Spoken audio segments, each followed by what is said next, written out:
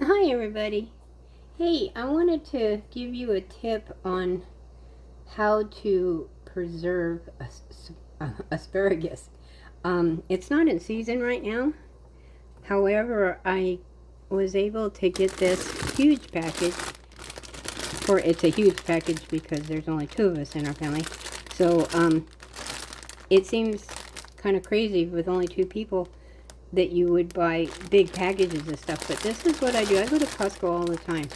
And I get these big packages like this. Now, for sake of this video, I'm only going to do a small portion of this. But for this process to do this, you can get 10 cans of asparagus, but I don't like cans of asparagus. But you can't get it all the time, and if you do, it's expensive. So at Costco, it's always reasonably priced and stuff. Of course, as it goes out of season, it's a little harder to get. And with the supply chain going on, the price has gone up a bit. But anyways, what I'm going to do is I'm going to show you how you can preserve it by freezing. But there's some steps you need to do before you freeze it. So first of all, we got to clean it. Even though it came in this bag and it's been pre-cleaned, I don't have much trust in what they put in foods. So I'm gonna clean it just with water. I'm not gonna add anything like baking soda or vinegar or anything like that. I would if it was from a farmer's market, or out of your garden, to wash all the bugs and bacteria and stuff off. So we're gonna go over and do that. So here we go. We are gonna wash these, and we just want to get any dirt out of them because these little guys up here will hold dirt. In fact, I can see a few little pieces of granules. They get sand because they grow in sand, so they get little bits of sand in them and stuff. And if you ever eat them and there's a little crunchies in it, that's usually sand.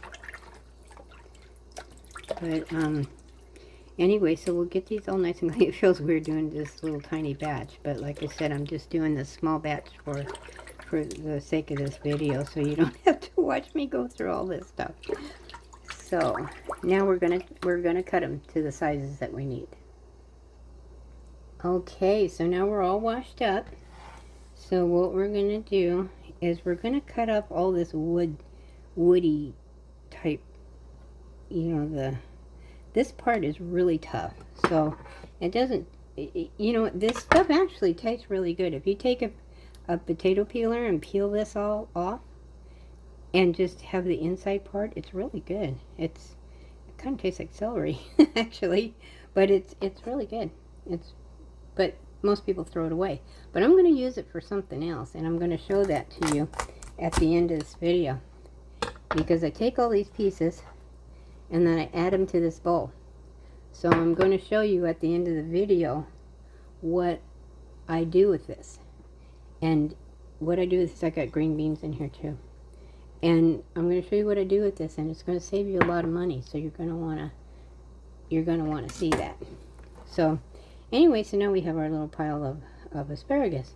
So now we're going to go to the blanching process. Okay, now we're going to blanch these. It was kind of hard trying to keep the phone away from all the steam. So anyways, we're going to drop those in there, and we're going to do it for 2 minutes. And 2 minutes is going to be enough to bring the color out in these, because the chlorophyll just gets all excited with hot water. And so it comes out really pretty green. And then of course it takes out all the bacteria and anything else that could be in it. So you got to do it for a full 2 minutes. And then when that 2 minutes is up, then we're going to put it in an ice bath for 2 minutes. So as soon as we're ready to do that, I'll come right back. Okay, our asparagus has been blanched for 2 minutes. Then we're going to take it and we're going to drop it in here for another 2 minutes. The ice is melted already, but it's okay because it's still really cold. So we're going to do this one for 2 minutes. And then when that's all done, I'll come right back. Alright, now we've taken them, they put them through the blanching and then through the ice water. And now what we're going to do is we're going to dry them off. Okay. So, we're going to straighten them all out so that they're like this. That way we can get them dried off a little easier. And normally what I do is I let them dry in this towel for a few minutes. But for sake of this video, I'm going to undo it here. And I'm going to just dry them off with a paper towel. I'm going to roll them around a little bit. So, now this is what the important part is. We're going to put them on a tray covered in parchment paper. And the reason why you want to do this is because we're going to flash freeze them. And we're going to freeze them like this, separated for a couple of hours so that they're frozen but not clumped together, because you don't want to just throw these in a bag and freeze them, because when you go to use them, they're going to be all stuck together and you're going to need a hammer and chisel to get them apart. So this way, if you freeze them individual like this and then you add them to the bag, you can pull out just what you need. So you're going to be able to put them in a big freezer bag like this, just take out what you need and zip it back up, and just take out what you need.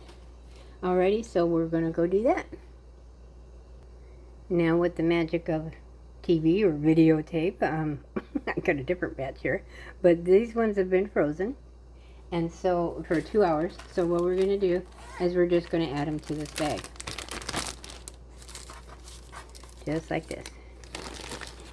And then they could be frozen a little bit longer. So I said 2 hours. Might want to do 3 hours. Overnight would be even better. In fact, I think what I'm going to do with these is I'm going to freeze them so that they are all solid hard. I don't want to put them in there like that, because they would still, being soft like this, you want it so that they're not limpy at all. You know, this is kind of limpy, like this one here. You want them solid, rock hard, before you put them together in a bag. So anyways, that's just, wanted to let you know that. And then I told you what I was going to do is show you what to do with all these pieces. So since I'm not ready to do that yet, because I've got to do all of my other batches, what I'm going to do is just tell you this. Well, that water that we blanched these in, don't throw that water away. That's salted, filtered water. And so you don't want to throw it away. What we're going to do is when we're all done, I've got green beans ends and asparagus ends in here. And anytime you are cutting up any vegetables, do this every time.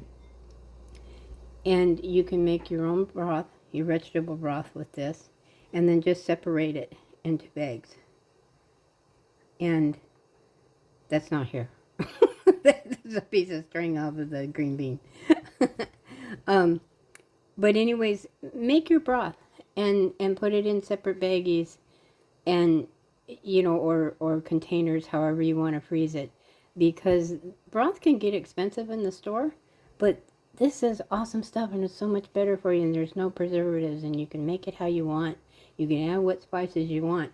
I don't add anything to it. I just use that salty water that I used for the blanching, and then I put these in it and let them cook and simmer for about an hour, and then I just strain it, and all the juice I just put it in freezer containers, however you want to do it.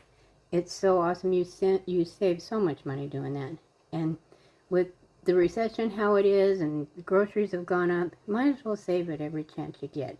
And now I cook at home all the time. I know a lot of people don't have time to do this, but these little things, if you need to save money on food because you can't get your family fed because prices have gone up so much, this is the way to do it. You're going to have to change up things, I guess, and learn how to cook, because you can get food pretty darn cheap, and if you don't waste nothing, man, you can go far.